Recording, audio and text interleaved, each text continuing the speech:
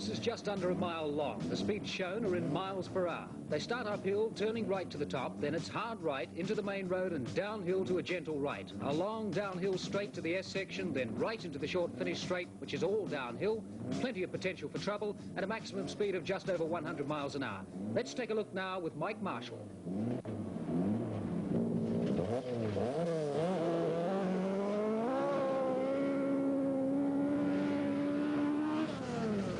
Turning slightly right uphill.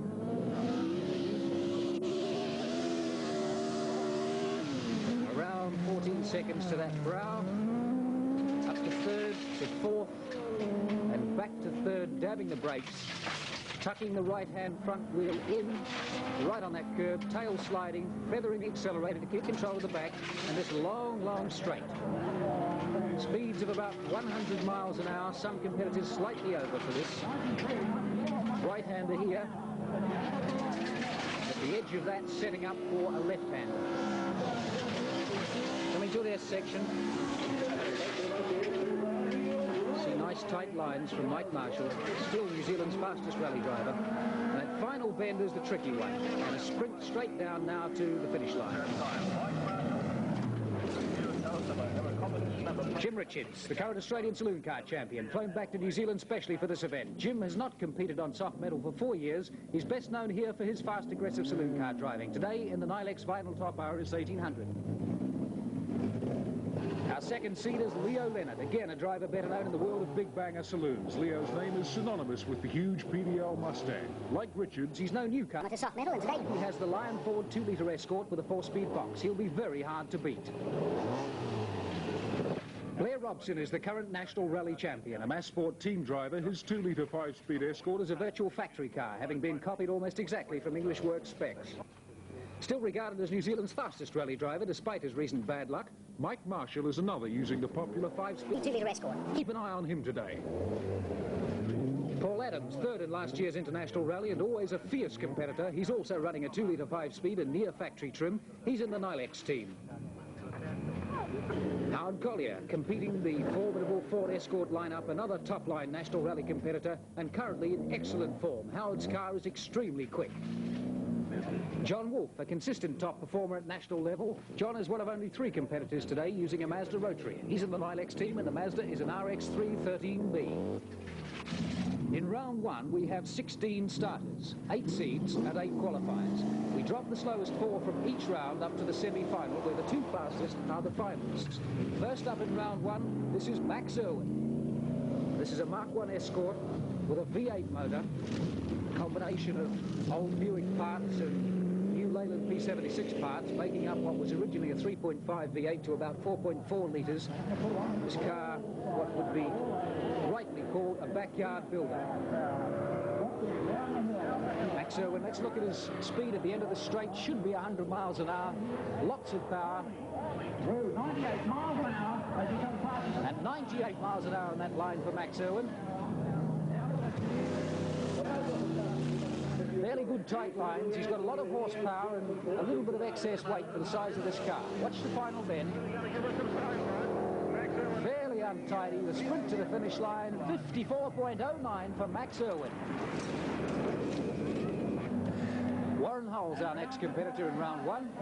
This is a Datsun 120Y with a 1600cc overhead cam motor in it. A combination available off the factory floor in Japan and the States, but not in New Zealand. He's built it up. He works for Reg Cook, who makes Datsuns go fast all day. Very untidy. The tail end a little light on this machine, as you'll see, and 54.47 to the finish line. A top speed of 94 miles an hour for Warren Hull. Let's have a look again. That tail end very light in this car, of course.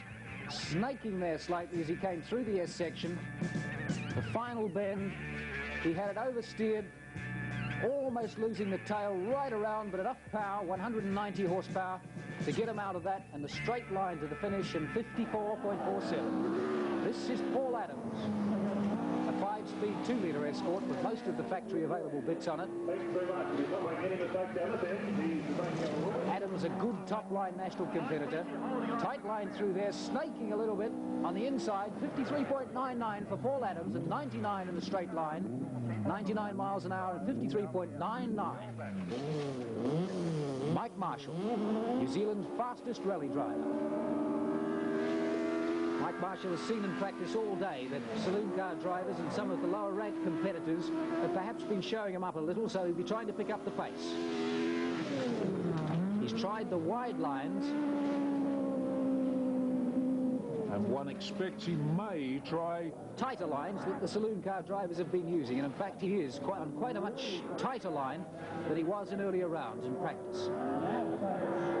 He should get 100 miles an hour in a straight line for Mike Marshall. Long downhill straight. At the end of that, 99 miles an hour for Mike Marshall. The pace is good at the moment. He's picking up well. Tighter lines than he normally uses. Far closer to the inside of that circuit. Round the outside, and he's lost it. Marshall's over the bank. Just got the tail end a little too far out, caught the edge of the bank, overcorrected, and he was over the bank and down in the toys. Out of sight, down the bank. Let's have a look at it again. He was on tighter lines than he normally uses, trying, I think, to copy saloon car drivers who've been quickest on this circuit. Just caught the tail end, got it round the wrong way, power still on and right over the bank. And he's a good 60 feet down that bank. All of us, please stand back.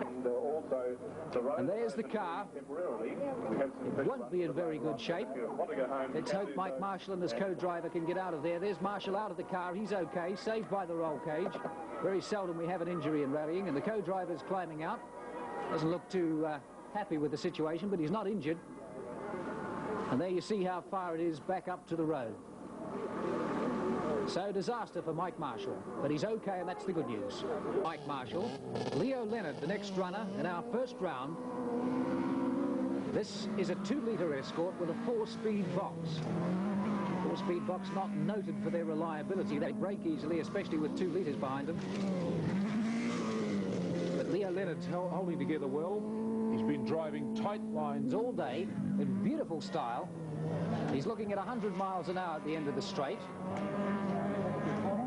Very, very tight lines. He's got A2 tyres, which go best on a hard surface. The top of the surface, all the dirt and shingle has been scrubbed off, so they're onto clay now.